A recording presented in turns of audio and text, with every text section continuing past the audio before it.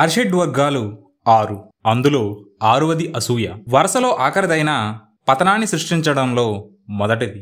స్వార్థం, సంకుచిత స్వభావం ఇటువంటి గుణాలు అసూయ సంతానం. తనకున్న సంపదలు ఇతరులకు దక్కకూడదని, తను పొందలేని ఉన్నత స్థానం ఇతరులకు సొంతం కాకూడదని ఈర్ష్యతో ఆలోచించే వ్యక్తులు మనకు ప్రతి చోట తారసపడుతూ ఉంటారు.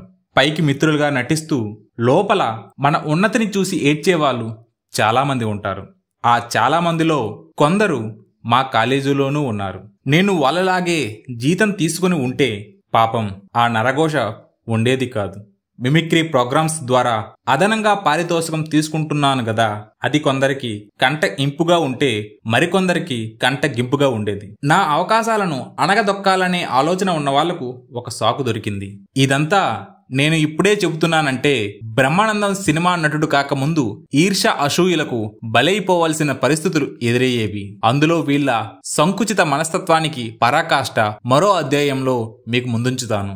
ఇప్పుడు ఇక్కడ నాకు పెళ్ళయింది, ఖర్చులు పెరిగాయి కాబట్టి మిమిక్రీ ప్రోగ్రామ్స్ చేయక తప్పడం లేదు. హాబీ నుంచి ఆదాయం వైపు ప్రయాణం నా తోటి మిత్రులకు నచ్చేది కాదు. కాబట్టి నేను ఒకసారి మచిలీపట్నంలోని నేషనల్ కాలేజీలో ప్రోగ్రామ్స్ ఇవ్వడానికి ఒప్పుకున్నప్పుడు సెలవు దొరకకుండా చేశారు. పోనీ ఆ ఒక్కరోజైనా ఉదయం వెళ్తే సాయంత్రం ప్రోగ్రాం టైంకి అందుకోవచ్చునంటే అది కుదరకుండా క్లాసులన్నీ అటెండ్ చేసి వెళ్లాలన్నారు. నేను వెళ్ళాలి, సెలవు లేదు, ఇవ్వలేదు. వెళ్ళకపోతే మాట పోతుంది. వెళ్తే ఆ రోజుల్లో 1500 పారితోషికం అంటే కాలేజీలో నాకొచ్చే 4 నెలల జీతంతో సమానం. అప్పుడు నాకు భగవంతుడు గుర్తుకు రాలేదు. ఇచ్చిన మాట గుర్తొచ్చింది. వాళ్ళిస్తానన్న పారితోషికం కనిపించింది. అత్తిలి నుంచి భీమవరం వెళ్లి అక్కడ నుంచి మచిలీపట్నం బస్సులో వెళ్ళాలి. క్లాసులు అన్నీ అటెండ్ అయ్యి బయటికి వచ్చేసరికి మధ్యాహ్నం 12:30 అయింది. నేను బస్టాండ్ వెళ్లేసరికి బస్సు వెళ్లిపోయింది. సహనానికి పరీక్ష, సాధించడానికి కావలసిన దీక్ష, ఇవన్నీ నిజంగా నాకిప్పుడేమీ గుర్తులేవు. ఇచ్చిన మాట, ఇస్తానన్న 1500 మాట. బస్సు వెళ్ళాక కాసేపు నిశ్శబ్దంగా బస్టాండ్ ముందు నిలబడ్డాను. నేనెక్కవలసిన బస్సు వెళ్ళిపోయింది. అందుకే ఆ నిశ్శబ్దం. ఆ నిశ్శబ్దాన్ని ఛేదిస్తూ ఆకవీడు ఆకివీడు ఎవడో కాకిలా అరిచాడు. ఆ కంఠం నాకు కోకిల కంఠంలా వినిపించింది. తల తిప్పి చూస్తే ఒక చిన్న వ్యాను వాడు ఆకవీడు వెళ్తూ పాసింజర్ని ఎక్కించుకుంటున్నాడు. ఆకవీడు వరకు వెళ్ళగలిగితే అక్కడి నుండి మచిలీపట్నం వరకు వెళ్ళవచ్చు. నా గమ్యానికి మొదటి మజిలీ. బస్టాండ్ ముందు నిశ్శబ్దంగా నిలబడడం కంటే ఏదో ఒక ప్రయత్నం చేయొచ్చు కదా. పరిగెత్తడం అంటే ఏమిటో నాకప్పుడు తెలిసింది. పరిగెత్తుకెళ్లి ఆ మోటారు ఎక్కాను. అదే నాకు ఇండియన్ ఎయిర్లైన్స్ వారి విమానంలా కనిపించింది. కోళ్ల గంపలు, ఎండు చేపల కంపులు కూడా ఇంపుగానే అనిపించాయి. పాపం నాకు అదేమిటో కోకిలకు డబ్బులిచ్చి సర్దుకుని కూర్చున్నాను. ఆ మోటారు వ్యాను వెళ్తుంది. స్టాప్ కి జనాలు ఎక్కుతున్నారు. 20 మందిని కడుపులో మోసే గర్భిణిలా సాగిపోతుంది. నేను టైం లెక్కేసుకుంటున్నాను. ఫలానా టైంకి ఆకివీడి చేరితే ఫలానా టైంకి మచిలీపట్నం చేరొచ్చు అని. నా ఆలోచనలకే కాదు, మోటారు వ్యానుకు కూడా బ్రేక్ పడింది, రైల్వే గేటు పడింది అని కోకిల కాకిలా అరిచాడు.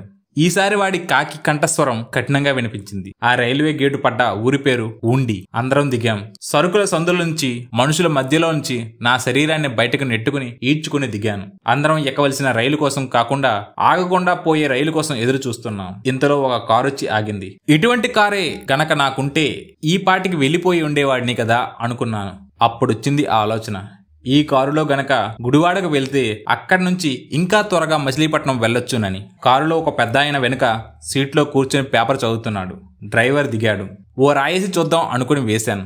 ఈ కారు ఎక్కడి వరకు వెళ్తుందండి అని. ఇది ట్రావెల్స్ కారు, ఓ పెద్ద ఆయన బుక్ చేసుకున్నారు అని చెప్పాడు. కారు మీద నేను విసిరిన రాయి తిరిగి నాకే వచ్చి తగిలినట్టయింది. చిన్నగా నిట్టూర్చి వెళ్లబోయాను. పెద్ద ఆయన కారు విండో నుంచి చూసి ఎవరది అని డ్రైవర్ ని గంభీరంగా అడిగాడు. డ్రైవర్ వెళ్లి చెప్పాడు. ముందు సీటు ఖాళీగానే ఉంది కదా, వచ్చి కూర్చోమను అన్నాడు ఆయన. కారు విండోకి అద్దం ఉండటం ఎంత మంచిదయ్యిందో నాకు అర్థమైంది. డ్రైవర్ రమ్మన్నాడు. నేనెళ్లి ముందు సీటులో కూర్చున్నాను. ఆ పెద్ద ఆయనకు థ్యాంక్స్ మాస్టర్ అని చెప్పాను. గేటు తెరుచుకుంది. ముందుకు వెళ్తున్న మోటార్ వ్యాన్ వైపు గర్వంగా చూస్తున్నాను. కారులో వెళ్తుంటే దారిలో ఆయన అడిగారు ఎందాకా అని.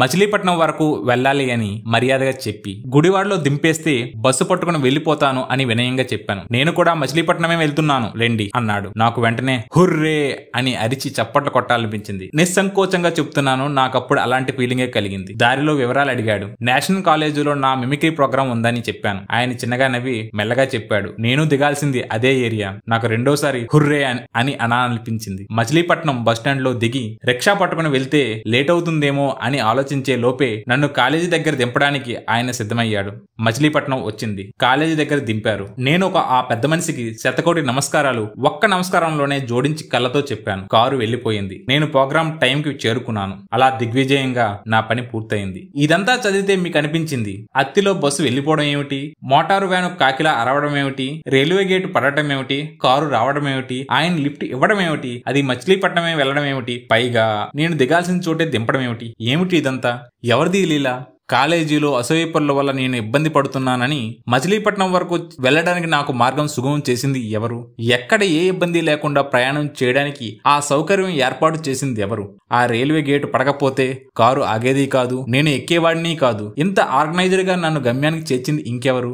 ఆ స్వామి, నా స్వామే కదా. వైకుంఠం నుంచి సరాసరి భూలోకం మీద పాదం మోపగలిగిన వాడే కదా. ఒక అడుగు నేల మీద మరో అడుగు ఆకాశాన్ని వేయగలిగిన ఆ వామనమూర్తే కదా. నన్ను నడిపించిన వాడు, నన్ను గమ్యానికి చేర్పించిన వాడు, వాడే నాకు తోడుగా ఉండగా ఈ అసూయ, ఈ ఈర్ష్య ద్వేషాలు నేనెందుకు ఖాతరు చేయాలి? నా సుదీర్ఘ ప్రయాణంలో నా స్వామి నా చిటికిన వేలు పట్టుకుని నడిపిస్తూనే ఉన్నాడు అని అనడానికి ఇంతకన్నా నిదర్శనం ఇంకేం కావాలి?